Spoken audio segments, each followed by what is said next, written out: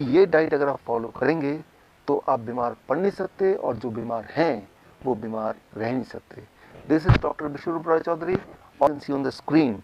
Step 1, 12 बजे तक जो भी कुछ आप खाएं वो हो सिर्फ और सिर्फ फल, फ्रूट्स, फ्रूट्स एंड फ्रूट्स। कोई भी 3-4 तरह के फल, वो मीठा हो, खट्टा हो, कैसा ही फल, वो केला हो सकता है, आम हो सकता है, चीकू हो सकता है, अमरूद हो सकता है, जो भी फल आपको पसंद हो, 3 से 4 तरह का फल जो अवेलेबल हो लें, और वो एज ए ब्रेकफास्ट खाएं। कितनी quantity, it depends on your body weight. Let's say my body weight is 70 kg, into 10, 700 grams or more of 4 kind of fruits, 3 to 4 kinds of fruits of your choice। एक बार में खाएं, 2 बार में खाएं, 4 बार में खाएं, 12 बजे तक आपको खाना है सिर्फ और सिर्फ फल, फल और फल। जितना ज़्यादा खाएंगे उतना अच्छा रहेगा भाई। नो रोटी, नो चपाती, नो चाय, नो ब्रेड, नो बिस्किट, सिर्फ और सिर्फ फल, फल और फल, भरपूर खाना है। अब लंच, जब भी आप लंच में बैठें 2 प्लेट लेके बैठें, प्लेट 1 एंड प्लेट 2। प्लेट 1 में 4 तरह के ऐसे वेजिटेबल जो आप कच्चा खा सकते हैं, खा सकें, जैसे टमाटर, मूली, गाजर, ककड़ी, सो ये इस तरह के, या खीरा, इस तरह के सब्जियां आप लें, 4 जो कच्चा खा सकें। और जो कच्चा नहीं खा पा रहे हैं क्योंकि उनके दांत कमज़ोर हैं तो वो थोड़ा स्टीम कर सकते हैं। कच्चा ज़्यादा फायदेमंद है, लेकिन अगर नहीं खा पा रहे हैं किसी वजह से तो थोड़ा स्टीम कर सकते हैं। 3 से 4 तरह की ऐसी सब्जी जो कच्चा खा सकें या स्टीम करके खा सकें वो लें। और कितना खाना है, it depends on your body weight. That is my body weight is 70 kg into 5, that is 350 grams और मोर, या फिर उससे ज़्यादा, 3 to 4 kind of vegetable। This becomes your plate 1। पहले आपको प्लेट 1 इतना खाना है, और इतना खाने के बाद अब प्लेट 2। प्लेट 2 में आपके घर का बना हुआ रोटी, सब्जी, दाल, चावल, vegetarian food with less oil and less salt. कितना खाना है, जितने में आपका पेट भर जाए। आपको लग रहा होगा कि इतना सारा प्लेट 1 यानी कि रॉ वेजिटेबल खाने के बाद क्या मैं प्लेट 2 खा पाऊंगा? पहले 2-3 दिन में शायद नहीं खा पाएंगे, लेकिन उसके बाद आप नोटिस करेंगे कि जितना ज़्यादा प्लेट 1 खाएंगे उतना आपका एपिटाइट बढ़ेगा, उतना आपका हंगर बढ़ेगा, उतना ज़्यादा आप प्लेट 2 भी खा पाएंगे। यानी कि आपकी जो बॉडी की मेटाबॉलिज्म है वो रेट बढ़ जाएगी, आपकी जो खाने की कैपेसिटी वो बढ़ जाएगी, और आपका जो एनर्जी लेवल है वो भी बढ़ जाएगा। सो मैं आपको कोई चीज़ मिस नहीं करने बोल रहा हूँ, मैं सिर्फ ये बोल रहा हूँ कि आपके एक्चुअल लंच से पहले प्लेट 1 यानी कि रॉ वेजिटेबल, वो भी एक पर्टिकुलर मात्रा या उससे ज़्यादा, अकॉर्डिंग टू द फॉर्मूला जैसे मैंने बताया, आपका बॉडी वेट इंटू 5। ये है आपका लंच। डिनर, डिनर का सिर्फ 2 रूल हैं। पहला रूल कि डिनर हमेशा 7 बजे से पहले फिनिश करने की कोशिश कीजिए, और दूसरा रूल, डिनर में भी आपको वही करना है जो मैंने आपको लंच में बताया, वो है plate 1 end plate 2। Plate 1, 3 to 4 kind of vegetable in raw form, about your body weight into 5, that many grams, and then you can eat vegetarian meal with less salt and less oil as much as you want, right? So ये तीनों step, breakfast, lunch and dinner, right? So ये तीनों main मील, जो step 1 है breakfast, step 2 lunch and dinner में आपको ये करना है। अब final step, that is step 3, क्या नहीं करना है। सिर्फ 2 ही चीज़ मैं छोड़ने बोलता हूँ, एक है नो एनिमल फूड। कोई भी ऐसा फूड जो एनिमल से आता हो उसको आपको नहीं लेना है, जैसे दूध, दही, मक्खन, या लस्सी, या अंडा, या चिकन, या फिश, इनको आपको नहीं लेना है, बिल्कुल ज़ीरो कर देना है। एंड नंबर 2, कोई भी ऐसा चीज़ जो पैक्ड फॉर्म में हो, या रिफाइंड फॉर्म में हो, या डब्बे में हो, जैसे बिस्किट या ब्रेड या रस्क या नमकीन, इन चीज़ों को आपको नहीं लेना है। ये सिर्फ 2 चीज़ छोड़नी है। और हाँ, एक चीज़ और जोड़ लीजिए, रोज़ अपने बॉडी को करीब 40 मिनट सनशाइन दिखाइए, 30 से 40 minute you expose your body to sunshine. That becomes your step 3। If you follow these 3 steps, अगर आप ये 3 स्टेप्स आप फॉलो करते हैं, so within the first 3 days your blood sugar will start coming to normal, यानी कि you will be force to stop the medication, you will be force to taper the insulin. अगर आपने insulin कम नहीं किया या ख़त्म नहीं किया, so you may land up in a hypoglycemic state, and that itself is very dangerous. Within the first 7 days your blood pressure will start reducing, आपका blood pressure कम होने लगेगा 7 दिन के अंदर, यानी कि आपको ब्लड प्रेशर की दवाइयाँ छोड़ना पड़ेगा, आपकी मजबूरी हो जाएगी छोड़ना। विदिन 1 month आपका एंजाइना यानी कि चेस्ट में जो पेन है वो ख़त्म होने लगेगा, ऑलमोस्ट ख़त्म हो जाएगा 1 महीने के अंदर। आप जब चढ़ेंगे 3 मंजिला भी तो आप हाँफेंगे नहीं। पहले 3 बार रुकना पड़ता था, तो आपको 1 बार भी रुकना नहीं पड़ेगा। और हाँ, वो जो हार्ट साउंड था, एबनॉर्मल हार्ट साउंड, वो घिसटने वाली साउंड, वो भी अब नहीं आएगी, वो भी अगर आप स्टेथोस्कोप से सुनेंगे वो भी नहीं होगा, वो गायब हो जाएगा. सो that will happen within the first 1 month. Your angina will go, your heart disease will go, that abnormal heart sound will also vanish, right? So that you can expect within 1 month. Within 2 months your thyroid will become normal, यानी कि thyroid की दवा आपको छोड़ना पड़ेगा या उसको taper down करना पड़ेगा. और अगर आपने ऐसा नहीं किया तो हाइपोथायराइड का हाइपरथायराइड भी हो सकता है, जो कि अगेन एक बहुत बड़ी प्रॉब्लम है. And with in the first 3 months आपका बॉडी वेट नॉर्मल रेट में आ जाएगा, यानी कि normal BMI in a healthy weight category में आ जाएगा. And this all will happen with in the first 3 months of following this diet in these 3 steps. कई बार मेरे पास patient आते हैं, वो बोलते हैं डॉक्टर साहब मैंने आपकी रिकमेंडेशन को फॉलो किया और 3 महीने के अंदर मेरा ब्लड शुगर, मेरा ब्लड प्रेशर, मेरी हार्ट डिजीज, बॉडी वेट हर एक में फ़ायदा हो गया, अब मुझे इस डाइट पे कब तक रहना है. मैं उनको एक ही उदाहरण देता हूँ, और वो उदाहरण ये कि मान लो कोई आदमी आपके पास आता है पूरी तरह से कीचड़ से लथपथ, आपको बोलता है कि मुझे साफ होना है, मुझे क्या करना है. आप बोलेंगे जाइए जाके नहा लीजिए. वो नहा के साफ सुथरा हो क्या आता है, बोलता है कि मुझे कब तक नहाना है. अरे भाई, जब तक आपको साफ रहना है, यानी कि जीवन में हर दिन. सिमिलरली आपका जो ब्लड वेसल है वो रोज ही टॉक्सिन उसमें भर जाते हैं, जम जाते हैं, और रोज ही उसकी मेंटेनेंस होने की आवश्यकता होती है. यानी कि रोज ही आपके बॉडी में नाइट्रिक ऑक्साइड का इनफ मात्रा में प्रोडक्शन होना बहुत आवश्यक है. और वो तभी हो सकता है जब ये डाइट आप लगभग रोज फॉलो करें.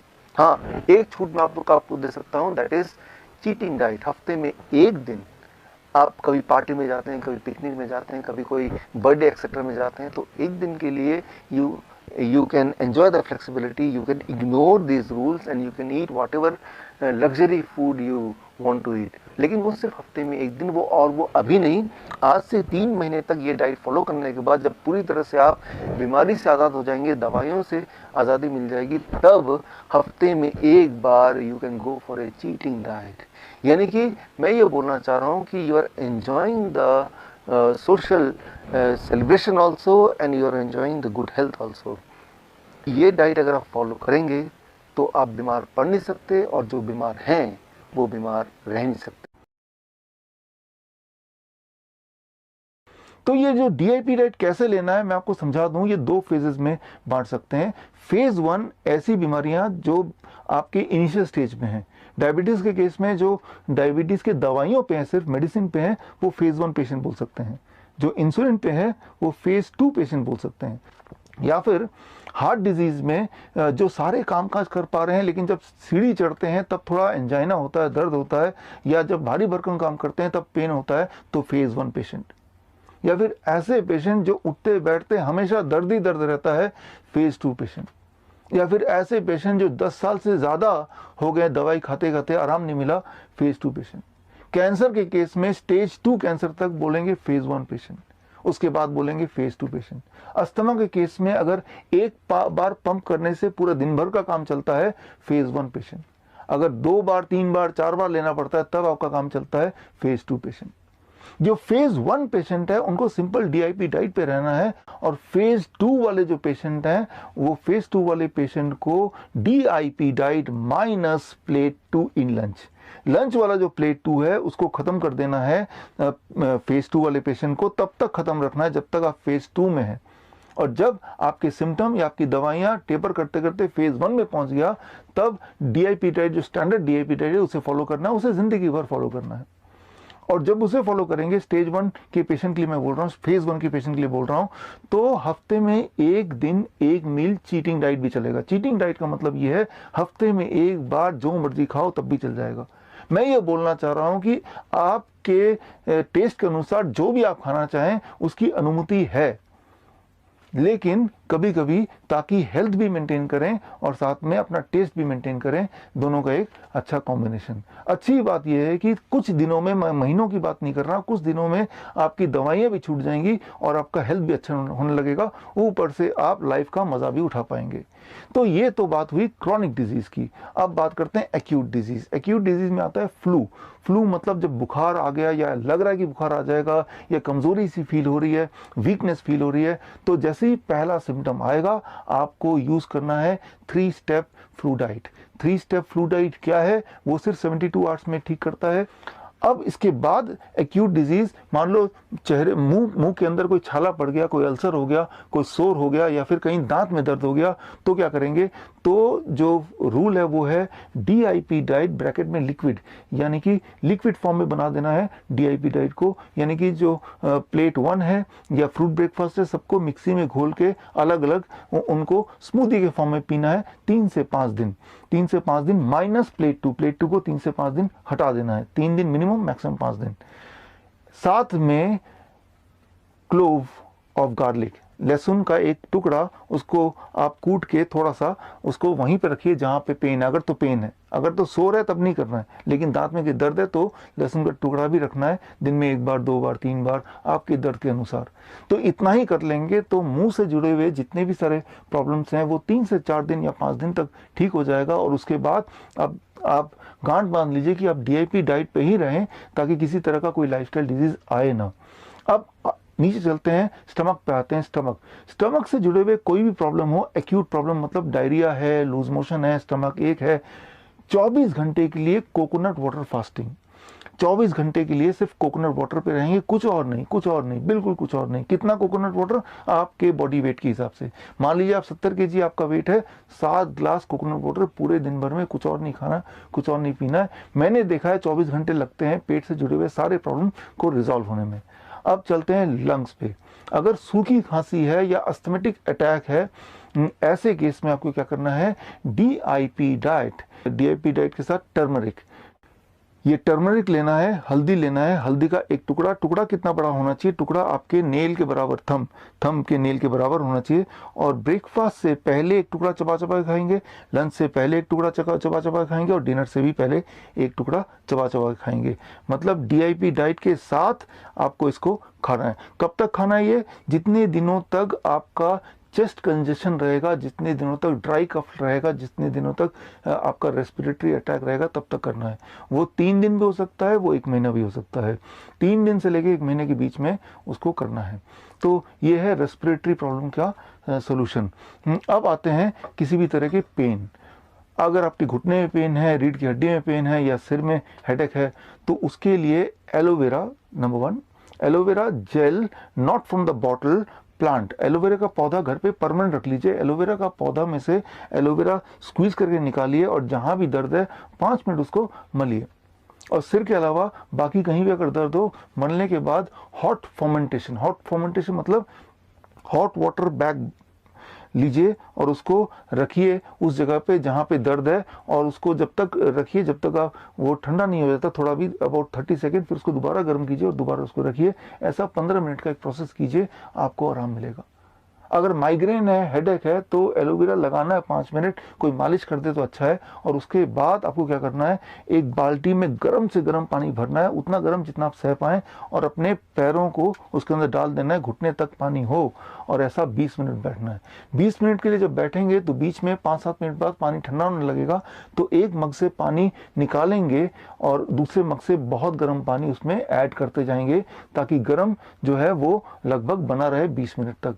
तो ऐसे में आप देखेंगे कि जो हेडेक है या माइग्रेन है वो धीरे धीरे रिजॉल्व हो रहा है। साथ ही में अगर कोई ब्लड प्रेशर का पेशेंट है जिसका ब्लड प्रेशर अचानक बढ़ गया, तो वो भी सेम प्रोसेस करेंगे, तो ब्लड प्रेशर आपका करीब 20 सिस्टोलिक इतना घट जाएगा विद इन 20 मिनट्स।